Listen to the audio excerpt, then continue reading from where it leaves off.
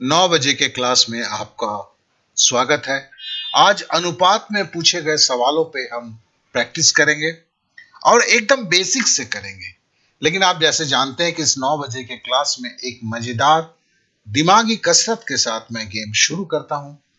और ये दिमागी कसरत क्या होता है? आपके दिमाग को फोकस रखता है, आपके लॉजिक को स्ट्रांग बनाता है और थोड़ा सा मजा भी आता है।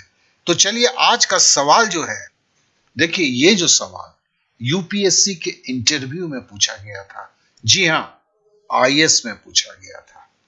बहुत ही आसान है।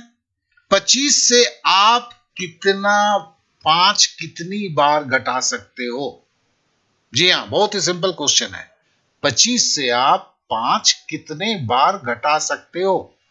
जवाब देने के पहले 2 बार सोच लेंगे। जितना आसान लगता है ये उतना आसान नहीं है, तो फिर भी आप सोचें। 25 से आप 5 कितना बार घटा सकते हैं? 1 बार, 2 बार, 3 बार, 4 बार, 5 बार। अब समय आपका खत्म होता है यहीं पर। 12 सेकंड का समय दिया गया है, कोई कम नहीं था। ये तो 2 सेकंड में जवाब आना चाहिए। जवाब है केवल 1 बार। अब पूछेंगे ये कैसे होगा? केवल 1 बार क्यों मैं बोल रहा हूं? इसलिए बोला जा रहा है 25 से जब 5 पहली बार घटाएंगे तो संख्या क्या हो जाएगी? 20। पूछा गया 25 से आप 5 कितनी बार घटा सकते हैं? तो देखो ये थोड़ा सा जो है एक कॉमन सेंस की बात है, और इस तरह के प्रैक्टिस से ये कॉमन सेंस बढ़ता है। तो चलिए हम क्लास की तरफ चलते हैं। लेकिन क्लास की तरफ चलने के पहले एक अनुरोध है कि दोस्त मेरे लोग सब्सक्राइब, लाइक और शेयर प्लीज करें। और चलिए अब क्लास की तरफ बढ़ते हैं।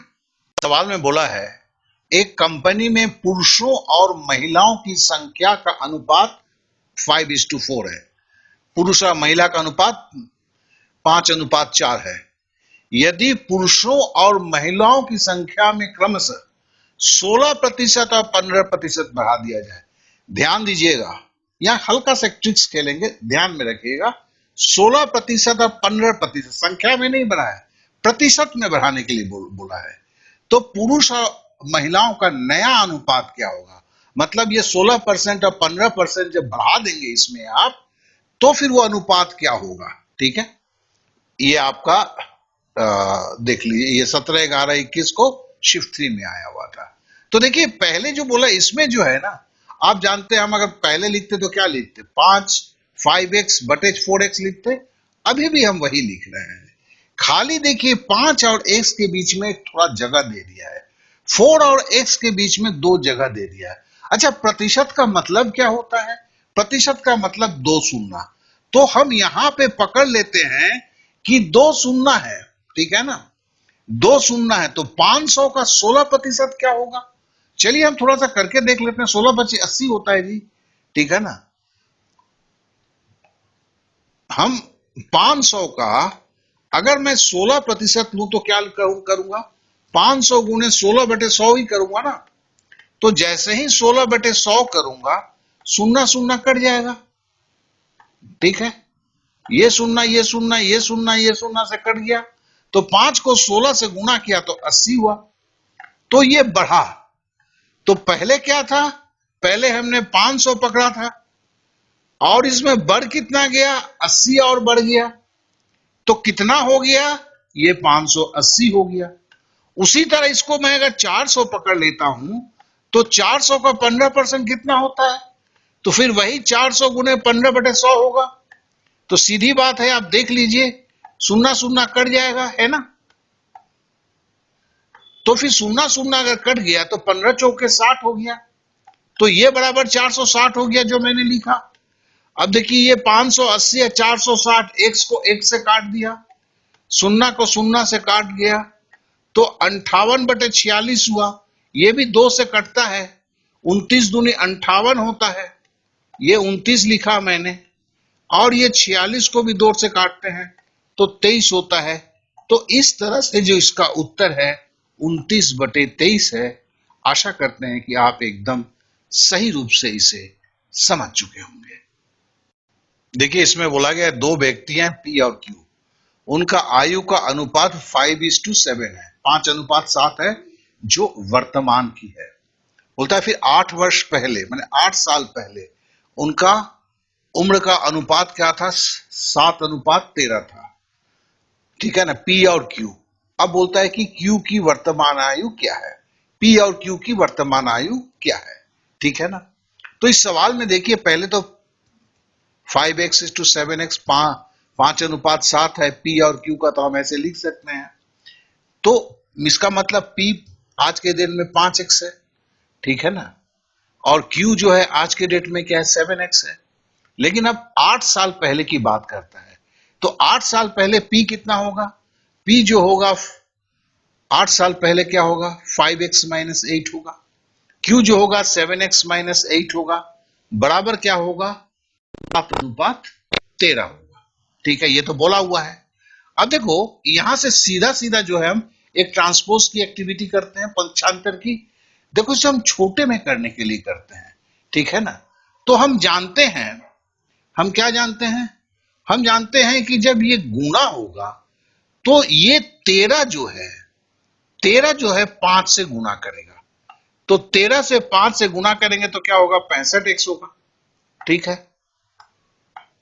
और जो है 7 से जब हम इसको गुणा करेंगे 7x को, तो क्या होगा? ये 49x होगा। ठीक है। अब जब हम दोनों के सामने देखो प्लस है, इसके लिए क्या होगा? इनका अंतर निकालेंगे, मतलब 65 से हम 49 को घटाएंगे। ठीक है। तो यहां पे आएगा 16 साल। ठीक है, ये x है, ये भी x होगा। ये समझ गए? देखो, ये मैं तीसरी बार कर रहा हूं, आसान है। अब देखो, यहां पे भी है 13 अठे और 7 अठे। ठीक है ना। कैसे करते हैं?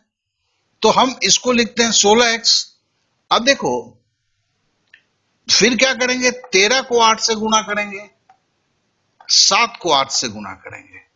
तो इसको गुणा नहीं करेंगे, 8 तो 8 है ही है, 13 से 7 को हम घटा देंगे। 13 से जब 7 को घटाएंगे तो 6 होगा, और 6 को हम 8 से गुणा करके 48 लिख दिए। देखो, ये हुआ कैसे था? मैं अगर 13 को 8 से गुणा करता, ठीक है ना, तो 13 अठे क्या होता है? 104 होता है। ठीक है। ये 13 और 7 अठे क्या होता है? 56 होता है। ठीक है। 14 से 6 अगर घटाएंगे तो 8 होगा, 9 में से 5 घटाएंगे तो 4 होगा। तो इसको एकदम सिंपल वे में कर लेने के लिए इतना हम कर लेते हैं। अब 16x बराबर 48 है, तो देखो हम एक को ऐसे सीधा काटते हैं, 16 तिया 48। तो x बराबर क्या हो गया? x बराबर 3 हो गया। ये आ गया ना। अब अगर x बराबर 3 है, मेरा देखो p की उम्र तो 5x है, तो 5 को 3 से गुणा करेंगे। q की उम्र तो है, वर्तमान ही पूछा है, तो दोनों को खाली 3 से गुणा कर देना है। तो p की वर्तमान उम्र जो है 15 साल हो जाएगी, q की जो वर्तमान उम्र 21 साल हो जाएगी। ये यहां पर दिया हुआ है, और यही जो है आपका 15 और 21 जो है, यही आंसर है। तो देखो, यहां पर जो ये बार बार मैं कर रहा हूं, 3-4 बार जैसे करते हैं ना, और आप भी प्रैक्टिस करते नहीं, ऑटोमेटिक हो जाता है। ये एक समीकरण है, लेकिन आपको एग्जाम को क्रैक करना है। तो समीकरण को पहले पहले दिन में मैंने पूरा लिख के पूरा सॉल्व करके दिखाया। अब इसको थोड़ा सा शॉर्टकट करने की आपको भी कोशिश करना होगा, तभी जाके समय के साथ जो है ना, आप परीक्षा को कंप्लीट कर पाएंगे। तो चलिए फिर अगले सवाल पे चलते हैं। दो संख्या 9:11 है बताया गया है, और उनका महत्तम समावर्तक, ध्यान देंगे लघुत्तम नहीं है, महत्तम समावर्तक 23 है। तो दोनों संख्याओं में कितना अंतर है? देखिए, इसको जानते हैं ना, तो इससे आसान कोई सवाल होता ही नहीं है। तो पहले देखो, ये अगर अनुपात में है दोनों संख्या, तो हम कैसे लिखेंगे इसको? 9x और 11x। क्या बोलेंगे? 9x जो है ये पहली संख्या है, 11x दूसरी संख्या है। और महत्तम समावर्तक मतलब क्या है? पहली संख्या में भी 23 वर्तमान है, विद्यमान है। किसमें? पहली संख्या में। 11 एक संख्या में भी 23 विद्यमान है, तो कैसे विद्यमान होगा भैया? सीधा 23 से गुणा कर दो ना। तो कहने का मतलब है कि 9 को हमने 23 से गुणा कर दिया।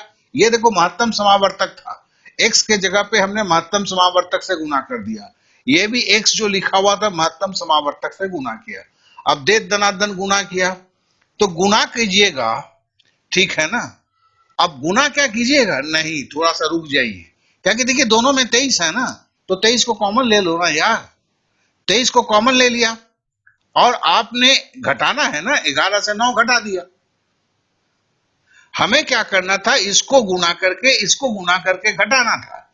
चूंकि दोनों में 23 था तो हमने 23 कॉमन ले लिया, बाहर ले लिया। अब 11 माइनस 9 कर दिया इसमें, ठीक है ना। ये 23 दोनों में है इसलिए कॉमन ले लिया, 11 से 9 घटा दिया। तो 11 से 9 घटाएंगे तो क्या होगा? 2 होगा। 2 होगा तो 23 गुने 2 हो गया, बराबर 46 होगा। देखो यहां पे गलती टाइपिंग हो गया है, ये 26 नहीं होगा, ये 46 होगा। ठीक है, तो इसको हम काट देते हैं। ये आंसर जो है 46 होगा। तो आप समझ गए, ये इसका आंसर है। ठीक है, ये टाइपिंग मिस्टेक था। चलिए अब अगले सवाल पे चलते हैं। इस सवाल को देखिए, बोलता है 73,500 की एक धनराशि को ए बी सी डी में 3:7:9:11 इसमें विभाजित किया जाना है। मतलब ये चारों अनुपात मिलके कितना अमाउंट है? 73,500। बोलता है ए और डी के हिस्सों का योग कितना होगा। तो देखो इस सवाल को पढ़ के रुपया एक साथ बोला है 73,500, अनुपात में 4 गो का अनुपात दिया हुआ है, 3:7:9:11। तो फिर हम कैसे लिखेंगे? A B to B to C to D, यही है ना, ए बी सी डी। नीचे क्या दिया है? 3, 7, 9, 11, मतलब ए 3 है, बी 7 है, सी 9 है, 11, डी 11 है। और हम जब इसको लिखते हैं तो एक्स में लिखते हैं, तो क्या कर दिए? 3 के सामने एक्स बैठा दिया, 7 के सामने एक्स बैठा दिया, 9 के सामने एक्स बैठा दिया और डी के सामने एक्स बैठा दिया। अब इसको हम जोड़ते हैं तो 9 और 11 20, 7 और 3 10, 20 और 10 30, मतलब 30x हो गया। अब 30x है, ये चारों का जो अनुपात का जो है राशि है वो 30x है, और बोलता है कि चारों का अनुपात जो है 73,500 है। तो मेरे लिए क्या हुआ? 30x बराबर 73,500 है, ठीक है ना। तो हमें x की वैल्यू निकालनी है, पक्षांतर करेंगे तो क्या होगा? 30 नीचे चला जाएगा। हमने इसको किया नहीं है, चलिए हम कर लेते हैं। तो हम कर लेते हैं, तो हम करके दिखा देते हैं। तो हम सीधी सीधी बात है, 73,000 हम 500 लिखते हैं, ठीक है, और इसे हम 30 से भाग देते हैं। तो देखो सुन्ना से सुन्ना तो हमने काटा। अब हमने याद कराया था तुम्हें विभाजकता का नियम। यह संख्या कटेगा या नहीं कटेगा मुझे पता नहीं है, तो हम क्या करेंगे? 5, 3, 8 अंकों को जोड़ेंगे। 5, 3, 8, 8 और 7 15। अब 15 तो 3 से कटता है, जब 15 अगर 3 से कटता है तो मतलब ये भी कटेगा। अब हम काटना शुरू करते हैं, तो देखो 3 दूनी 6, तो ये क्या हो गया? 13 हो गया, है ना। मन की आंख से देखते हैं तो 3 चौके 12, ठीक है, 3 चौके 12, 13 में से 12 घटाया तो 1 बच गया, ठीक है। अब ये 5 बचा हुआ है, 5 हमने उतार दिया तो 3 बचे, 3 से भाग दे रहे हैं, 3 बचे 15 हो गया। अब देखो ये शून्ना बचा हुआ है, इस शून्ना को हमने उतार दिया तो बराबर देखो 2450 हो गया। यही x का मान 2450 हुआ।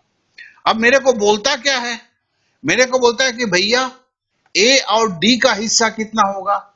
अब a का d कितना हिस्सा है? 3x है। d का कितना है? 11x है। तो बराबर कितना हुआ? 14x हो गया। तो हम 3 + 11 14x, मतलब 2450 को हम 14 से गुना करेंगे। अब इतना तो करिए लीजिएगा, 14 जीरो का 0, 14 पचे 70 का 0, हाथ में रहा 7, ठीक है ना। 14 चौके 56, 56 और 7 63 का 3, हाथ में रहा 6, 14 दूनी 28 और 6 क्या हुआ 34 हुआ, तो 43,300 हुआ। यही उत्तर हुआ। क्यों? ये जो 14x किसका है? ये ए और डी के राशि का है। ए का 3x था, डी का 11x था, तो 14x था। 14x बराबर कितना हुआ 34,300। यही जो है इसका उत्तर है। तो आशा करते हैं इस सवाल को आप एकदम सही रूप से समझ गए होंगे। इस सवाल में बोला गया है ए और बी की आय का अनुपात 4:5 है, ठीक है। व्यय का अनुपात मतलब खर्चे का अनुपात 2:3 है, ठीक है। और बोलता है ए और बी क्रमशः 7,200 और 6,000 रुपए की बचत करता है। तो पूछता है ए की आय क्या है। देखो ये क्वेश्चन बहुत ही आसान होते हैं, थोड़ा सा समीकरण में इसमें एलिमिनेशन मेथड को लगाना पड़ता है। हल्की सी चीज है, ये बार बार आता रहेगा, तो हम बेसिक को साथ में चल रहे हैं, तो मतलब एलिमिनेशन की विधि, विलोपन की विधि को भी थोड़ा ध्यान से समझ लेंगे। तो चलिए, जैसे बोला आय बोला हुआ है, हमने आय देखो 4:5 है, हमने 4x/5x लिखा। चूंकि 4x को रेड में लिखा और ये किसका है? ए का है, ठीक है ना। और नीचे क्या है? बी का है, ये बताया ही हुआ है मुझे। फिर मुझे खर्चे का दिया है, व्यय का दिया है, तो हमने व्यय लिख दिया। अनुपात जो है हमने 2:3, तो 2y देखो यहां पर हमने y ले लिया। क्यों? आय जब हम x में लिख लिए हैं, आमदनी है, तो खर्चा को हम y में लिखना होगा। इसे आप याद रखेंगे, इसे भूल जाएंगे तो गणित जो है गड़बड़ हो जाएगा। तो आय और व्यय, अब आय से जो आप इनकम करते हैं उससे खर्चा अगर निकाल दीजिएगा, वही तो सेविंग है ना। तो यहां पर जो बचत जो बोला है वो क्या हुआ? देखो 4x ए का आय था और व्यय मतलब खर्च हुआ 2y, तो 4x माइनस 2y ये जो है ये ए का बचत हुआ। उसी तरह बी का बचत और ए का बचत क्या बोलता है? 7,200, तो 4x माइनस 2y बराबर 7,200। देखो ए का ये बताया हुआ है और मेरे को एक समीकरण मिला है यहां पर। उसी तरह 5x माइनस 3y बराबर क्या होगा? 6,000, ये दिया हुआ है। देखो क्योंकि बी की आय 5x है और खर्चा 3y है, इसको घटाएंगे तो ये हमें दिया हुआ है बराबर 6,000 होगा। अब देखो हमारे पास एक समीकरण आया x और y का समीकरण, इसमें हम एलिमिनेशन मेथड या विलोपन विधि को लगाएंगे। इसे जरा समझ लें। ये क्या है? 4 है, ये क्या है? 5 है। हमें अगर इन दोनों x को हटाना है तो ये भी वही संख्या होना चाहिए जो नीचे वाला होगा।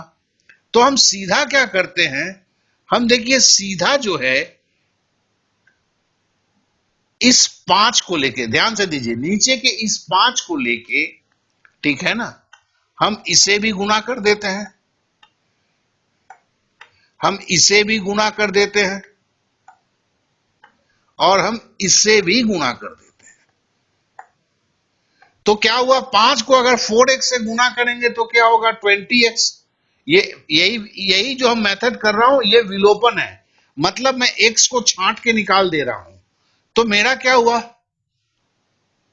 ये देखो हमने 5 से गुना किया, 5 से 4 को गुना किया 20x, 5 को 2 से गुना किया 10y। अब 5 से मैं 7,200 को गुना कर रहा हूं, तो 5 दूनी 10 का 0, हाथ में रहा 1, 5 सते 35 और 1 36, तो मतलब बराबर जो है 36,000 हो गए। अब जैसे मैंने 5 से गुना किया आपको दिखाया, उसी तरह अब मैं 4 से गुना कर रहा हूं, ठीक है ना। 4 से इस नीचे के तीनों को गुना कर दूंगा, तो चलिए गुना करके लिखता हूं, तो ये भी 20x हो गया। और 4 से मैंने 3 को गुना किया, 12y हो गया। अब देखो 4 से मैं 6,000 को गुना करूंगा, 4 छक 24,000, तो देखो यही तो आपका ये है ना, बेसिक है ना, यही तो आप सीख रहे हैं मुझसे समीकरण का विलोपन विधि। और इसे जब दो चार सवाल में करेंगे ऐसा ही आपको सीखने आ जाएगा। अलग से सीखने के बाद फिर भूल जाके फिर सीखना, इतना सब अब परीक्षा सामने आ गया, वक्त तो नहीं है ना। अब देखो यहां पर एक चीज देखा आपने, इस जैसे ही ट्रिक्स को, इस एलिमिनेशन ट्रिक्स को या विलोपन विधि को लगाया, ये आपका दोनों तरफ 20x हो गया, मतलब अब x कट जाएगा। अब देखिए किसी बीज गणित में घटाया कैसे जाता है। तो देखो इसके सामने क्या है, जब भी किसी संख्या के सामने कुछ नहीं लिखा हो तो हमने क्या बोला है, वो प्लस मान लेना चाहिए। तो इसके नीचे क्या, ये माइनस आ गया, यहां पे चूंकि माइनस है तो इसके नीचे क्या आएगा, प्लस आएगा। जब हम घटाते हैं तो बीजगणितीय संख्या जो है, नीचे का जो है जिससे वो घटा रहे हैं, उसके जो सिंबल होते हैं, चिन्ह होते हैं, वो चेंज हो जाते हैं। तो इसी तरह चूंकि इसके सामने भी प्लस है तो हमने माइनस कर दिया। अब देखो हमने लाइन खींच दिया। अब देखो 20x ये प्लस 20x है और ये क्या है, माइनस 20x है। तो ये 20 कट गया, क्या कि 20 से 20 घटाएंगे तो खत्म हो गया। अब देखो यहां प्लस 12y है और यहां पे माइनस 10y है, ठीक है ना। क्या है कि अब ये जो है ये सिंबल ले लिया है, तो 12 से 10 घटेगा, प्लस से माइनस घटेगा, प्लस चूंकि बड़ा है तो ये प्लस 2y होगा। तो हमने इसको 2y लिखा, सामने अगर कुछ भी नहीं लिखा होता है तो प्लस माना जाता है। अब देखो 36,000 से हमें 24,000 घटाना है, ठीक है ना। अब 24,000 से 36,000 घटाएंगे तो 12,000 होगा, तो हमने 12,000 लिख लिया। अब एक लाइन खींच देते हैं। अब देखो 2y अगर 12,000 है तो y बराबर क्या होगा, 6,000। जबकि हमें यहाँ पे फॉर्मूला को रखना था 2y का, तो हमें y निकालने की जरूरत नहीं थी, लेकिन मैं समझाने के लिए मेरे को यहीं से कर लेता, ये स्टेप नहीं भी करता तो चलता मुझे। अब मेरे को 2y बराबर कितना है भैया, 12,000 है। तो मैं क्या ऐसे लिख सकता हूं, 4x माइनस 2y बराबर 7,200। कहां से ये मिला मुझे, अरे यहीं से तो मिला मेरे को, 4x माइनस 2y बराबर 7,200 है ना। अब 2y की वैल्यू मुझे पता है, 2y की वैल्यू मेरी कितनी है, 12,000 है। तो मैं यहां पे 2y की वैल्यू को रख देता हूं, तो 4x माइनस 12,000 बराबर 7,200। अब देखो मैं 4x की वैल्यू मुझे चाहिए ना, मुझे 2y की वैल्यू तो मिल गई है और मुझे पूछा गया एक ही आय तो 4x है। तो फिर मैं 2y के 12,000 को इधर अगर लेके चला जाता हूं 7,200 की तरफ, तो मुझे 4x मिल जाता है। और 4x ही तो मुझे चाहिए, क्या कि यही तो एक ही आय है। तो हमने क्या किया, 4x बराबर, इधर लाइन खींच दिया है, 4x बराबर जो है 7,200। और यहां से चूंकि माइनस चल के गया था तो ये क्या हुआ, प्लस हो गया। ट्रांसपोज याद है ना दोस्त, तो 7,200 12,000 क्या 19,200 हो गया। तो 4x बराबर 19,200 हो गया और 4x बराबर क्या, एक ही आय है। तो हमें एक ही आय ही तो पूछा है, तो एक ही आय जो है 19,200 हो गया। तो आशा करता हूं ये सब थोड़े, अगर आप पहले विलोपन विधि से समीकरण नहीं सीखे थे तो शायद थोड़ी सी आपको समझने के बाद भी हिचक होगा, लेकिन इस सवाल को 4 से 5 बार लगा दोगे ना तो ये हिचक भी खत्म हो जाएगा। आप समीकरण का भी, विलोपन विधि भी सीख लिए, सवाल को भी सीख लिए। इस सवाल में देखें, बोला गया कि सीमा आयु में रीमा से 8 वर्ष छोटी है। ध्यान दीजिएगा, सीमा छोटी है, रीमा बड़ी है। यदि 4 वर्ष पहले, अब ये जो वर्तमान का उम्र बता रहा है, अब बोलता है 4 साल पहले उनके आयु का अनुपात 1:2 था, ठीक है। अब 6 वर्ष बाद सीमा का आयु क्या होगा, ठीक है ना। ये 17/11/21 शिफ्ट 1 का एसएससी जीडी में था, एकदम करंट क्वेश्चन, अभी तो करंट क्वेश्चन ही मैं कर रहा हूं। तो पहले जो हमें करें, क्या करेंगे, रीमा बड़ी है ना, रीमा को हमने एक्स ले लिया। सीमा आयु में रीमा से 8 वर्ष छोटी है, तो सीमा रीमा से 8 वर्ष छोटी है, तो सीमा अगर क्या होगा, x माइनस 8, क्यों, रीमा x लिया है, सीमा 8 वर्ष छोटी है तो x माइनस 8 हो गया। अब बोलता है 4 वर्ष पहले, तो मैंने लिखा पहले 4 years ago, उनके आयु का अनुपात 1:2 था। अब देखो, एक क्या है, छोटा है, 2 बड़ा है, तो फिर क्या है, हमें सीमा पहले ऊपर लेना होगा, रीमा नीचे आएगी, इसे ध्यान देंगे तो क्या लिखेंगे, रीमा x माइनस 4, नीचे ले लिया रीमा को मैंने, रीमा पहले लिखा था लेकिन अनुपात में एक छोटा पहले था, तो मतलब सीमा ऊपर जाएगा, इसी को ध्यान देने के लिए उल्टा मैंने किया। अब सीमा देखो, और 4 साल पहले, अब देखो रीमा जो था x था, 4 साल पहले, ये ठीक है ना, 4 साल छोटा होगा ना, तो x से 4 घटा दिया, सीमा अभी x माइनस 8 है, तो 4 साल पहले और 4 साल छोटी होगी तो x माइनस 12 कर दिया। ये बराबर बोलता क्या है, ये बराबर बोलता है 1/2। अब आपको पता है मैंने को क्या करना है, 2 से x माइनस 12 को गुना करना है, 1 से x को गुना करना है। तो आप इसके ये 2 सवाल अभी कर रहे हैं, 2 सवाल पहले दिन भी इस तरह का करके मैंने दिखाया था। तो हम करते हैं क्या, इससे 2 को x से गुना करते हैं, 1 से x को गुना करते हैं, दोनों में प्लस है तो अंतर निकालते हैं, तो 2x से 1x गया तो क्या बच गया, x। चलो ये पूरा करके मैंने दे दिया है।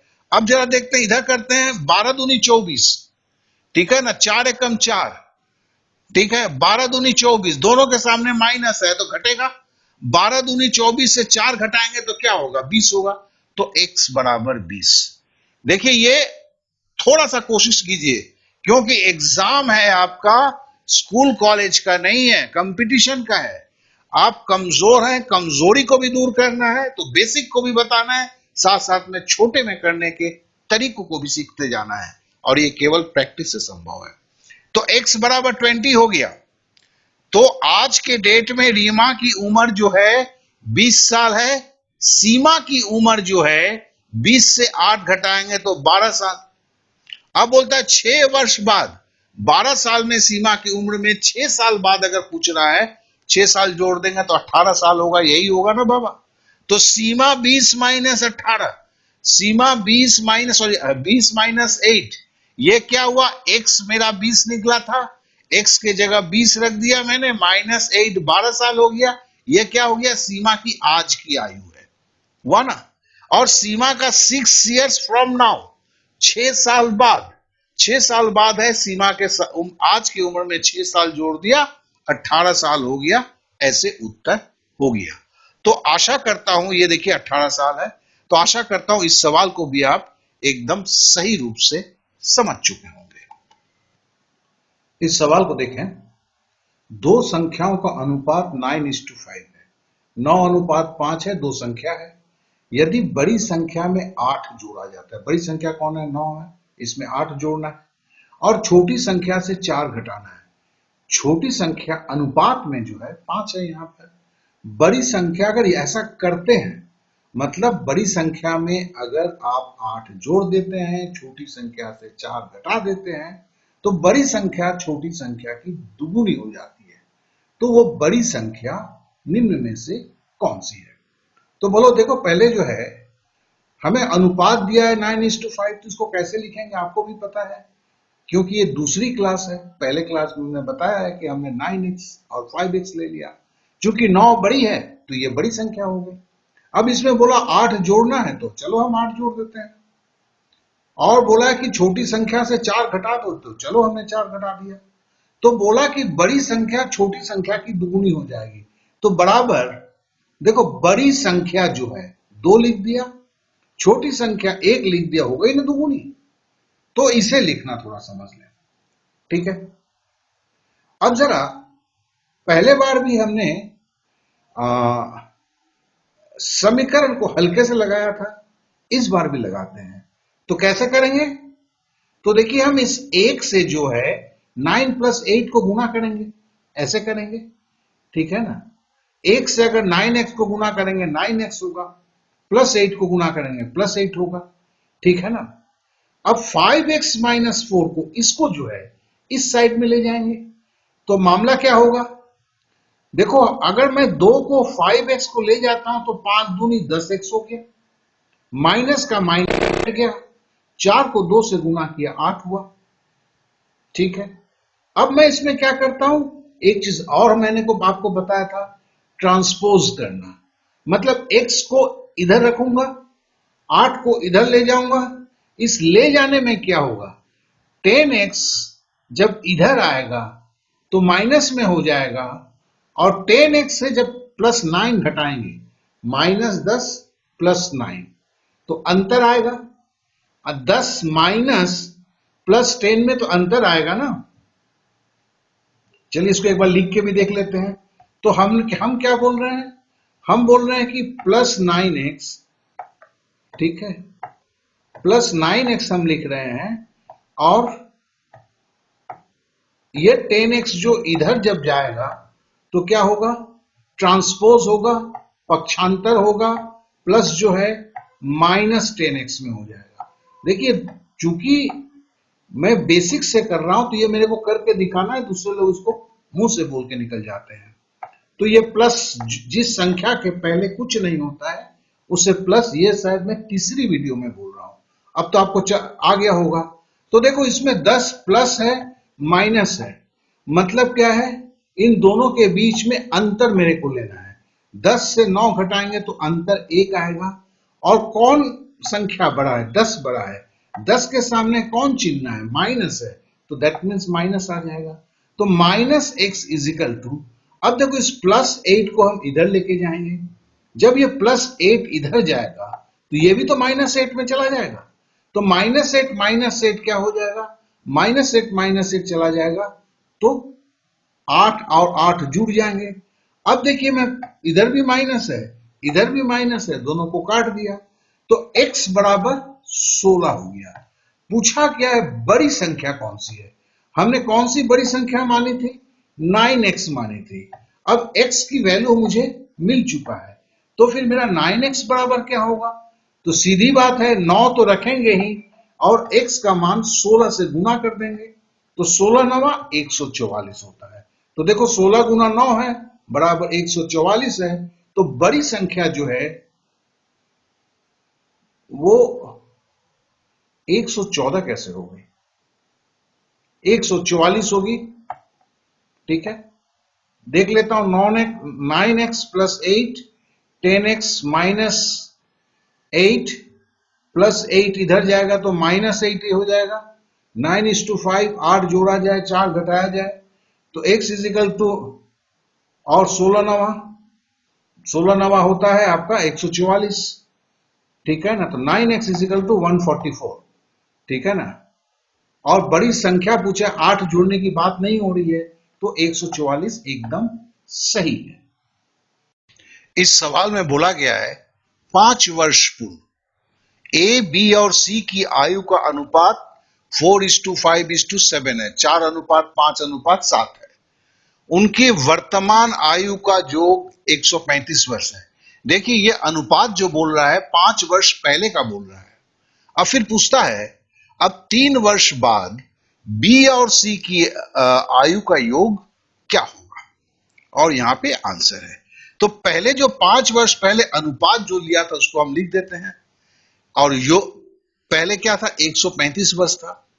अब अगर 5 वर्ष पूर्व है, ठीक है ना, तो अगर मैं इसमें अभी का अनुपात क्या होगा, तीनों का 5-5 वर्ष का हम जोड़ेंगे, जोड़ने के बाद क्या होगा, ये 150 होगा। 5 वर्ष पूर्व है एक, अच्छा वर्तमान में आयु का योग, सॉरी वर्तमान में आयु का योग जो है 135 है, और 5 वर्ष पूर्व जो था, तो ए का 5 वर्ष, बी का 5 वर्ष, सी का 5 वर्ष, 3-5 वर्ष मिलके कितने होंगे, 15 साल होंगे। तो हमने 135 जो वर्तमान आयु है उससे 15 साल हमने घटा दिया, तो हमारा ये 120 साल क्या आया? 5 साल पहले ए बी सी के आयु का योगफल। ठीक है ना, हम 5 साल नहीं घटाए, देखें यहां 15 साल घटाए। क्यों? ए का 5 साल, बी का 5 साल, तो 5 5 10 हो गया। सी का 5 साल, तो 5 5 10 और 5 15, इसलिए हमने 135 से 15 घटा दिया। क्लियर हो गया? जब ये 120 जब योगफल है, अनुपात कितना बोल रहा है? 4:5:7। ठीक है, तो ये लिख दिया।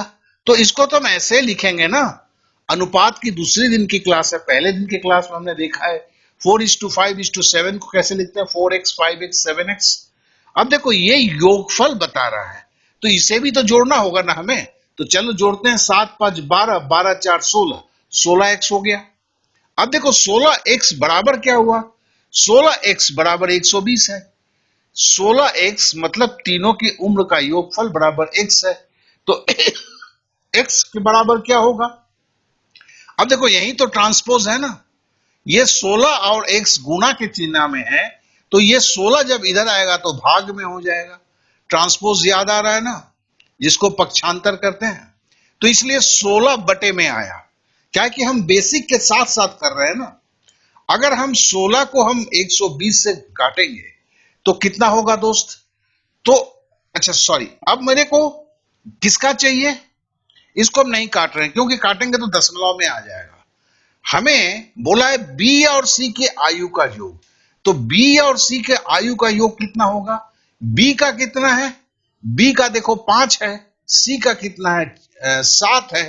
5 और 7 जोड़ते हैं, 5x और 7x जोड़ते हैं, तो क्या है? 12x। अब देखो x बराबर 120 बटे 16 था, 12 क्या है? गुना में है। x बराबर 120 बटे 16, 12x मतलब 12 को हमने x के साथ गुना किया, इसलिए 120 बटे 16 को भी हमने 12 से गुना कर दिया। ठीक है, चलिए अब काटते हैं। अब काटते हैं तो यहां पर 4 से काटते हैं, 4 चौके 16 हो गया। ठीक है ना, ये 4 तिया 12 हो गया। अब ये 4 से जब हमने 120 को काटा तो 30 हो गया। ठीक है, और जब 30 और 3 को गुना करेंगे तो आप भी जानते हैं कितना होगा? 90 होगा।